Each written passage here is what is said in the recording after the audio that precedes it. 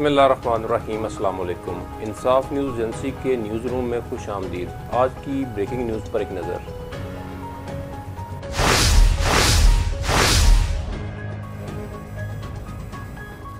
खबर शामिल करते हैं मंडी बहाउद्दीन से, जहां से हमें रिपोर्ट किया है अनायतुल अंजम क्लेयर ने। थाना गोजरा के इलाका बुकन में बहन के पास आया भाई मालफीन ने डंडों के वार करके कत्ल कर दिया। तफसीलात के मुताबिक मकतूल मोहम्मद शहबाज हरगंज ज़िला सरगोदा का रिहायशी था। गोजरा के इलाका बुकन में अपनी बहन फरजाना को मिलने आया हुआ था।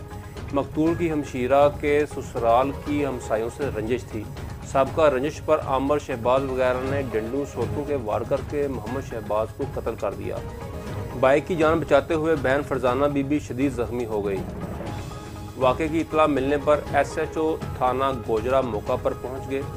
पुलिस ने नाश तहवील में लेकर तफ्तीश शुरू कर दी। FIR के मुताबिक फरजाना का कहना है कि मुश्ताक अहमद नवीद कौम गोंदल सिगनाए बुकन के इमा और मशवरे से मेरे भाई का कत्ल हुआ है।